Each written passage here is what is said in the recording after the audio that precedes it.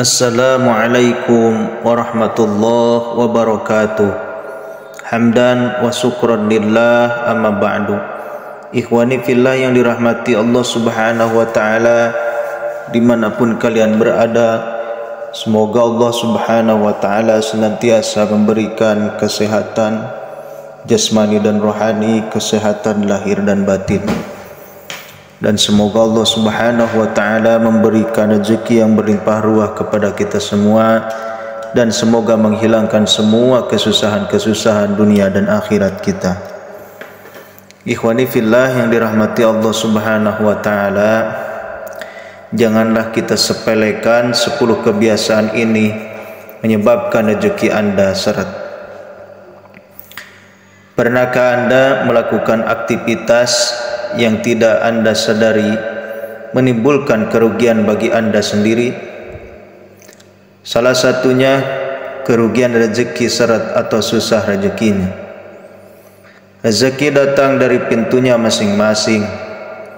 Dalam ilmu spiritual terdapat kebiasaan sepele yang dapat menjadi penghalang terbukanya pintu-pintu rezeki Anda, dan seolah rezeki menjadi semakin menjauh. Yang pertama adalah makan sambil tidur atau berjalan. Kebiasaan kecil terkesan sepele akan berimbas pada rezeki. Makan sambil tidur atau berjalan juga berkaitan dengan kesehatan fisik. Tubuh pun mudah terangsang penyakit. Yang kedua, sering membakar kulit bawang merah atau putih. Salah satu pantangan Jawa kuno yakni membakar kulit bawang, baik itu bawang merah atau bawang putih, dapat menghambat rezeki Anda. Kebiasaan ini kelihatan sepele namun bisa membuat rezeki seret, akibat yang tidak kasat mata dan tidak disadari. Jika kulit bawang tersebut dibakar akan menyebabkan tertolaknya malaikat pembawa rezeki. Yang ketiga, menyapu halaman rumah di saat malam hari.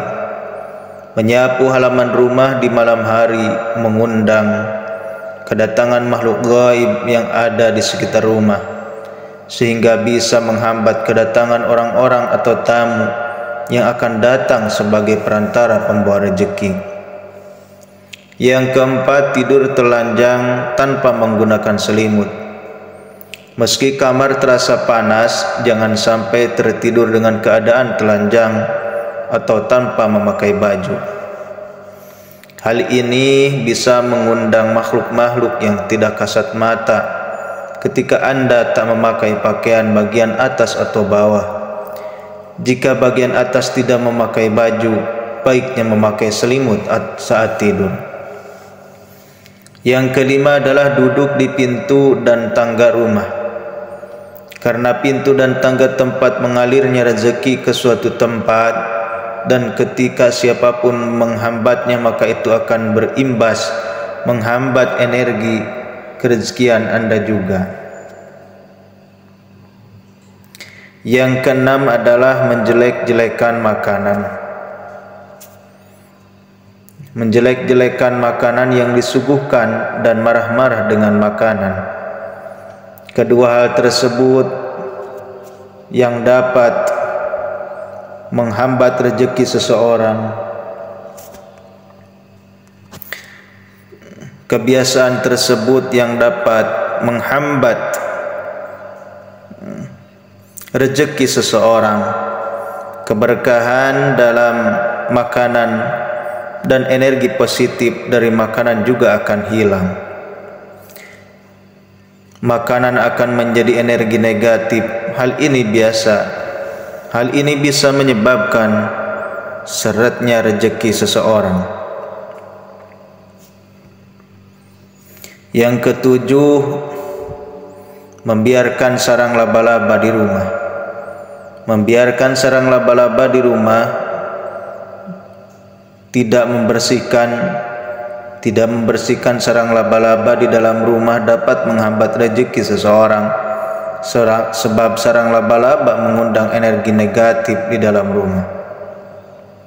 Yang kedelapan, mengambil keuntungan dari fakir miskin, terutama mengambil keuntungan yang berbentuk pemberian upah atau pemberian makanan.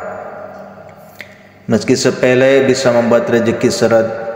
Seharusnya orang yang miskin hidupnya susah diberikan bantuan dan meringankan beban mereka, bukan malah sebaliknya. Yang kesembilan, berkata-kata tidak baik dengan anak dan pasangan. Ini adalah kebiasaan sepele yang sering dilakukan oleh seseorang, sebab kata-kata adalah doa, dan berkata-kata buruk kepada keluarga, anak atau pasangan, dan diri sendiri itu juga mengundang keburukan serta menghambat rezeki. Yang ke-10 adalah kebiasaan berbohong. Kebiasaan yang dilakukan seseorang adalah berbohong. Meski kebohongan mereka tidak merugikan secara materi, kebiasaan itu akan membuat orang lain tidak percaya lagi. Itu salah satu syarat utama rezeki Anda seret. Apalagi jika berbohong Anda merugikan orang lain secara materi. Ikhwani fillah yang dirahmati Allah Subhanahu wa taala, kita telah mendengarkan 10 kebiasaan, yang mana 10 kebiasaan itu akan menyebabkan rezeki seseorang seret, yakni tidak berlimpah ruah. Ikhwani yang dirahmati Allah Subhanahu wa taala, semoga Allah Subhanahu wa taala menjaga diri kita dari perbuatan itu semua, dan semoga Allah Subhanahu wa taala memberkahkan kehidupan kita, melunasi semua hutang-hutang kita, membebaskan dari semua kesulitan-kesulitan di dunia maupun di akhirat. Mungkin itu saja yang bisa saya sampaikan. Billahi taufiq wal hidayah. Wassalamualaikum warahmatullahi wabarakatuh.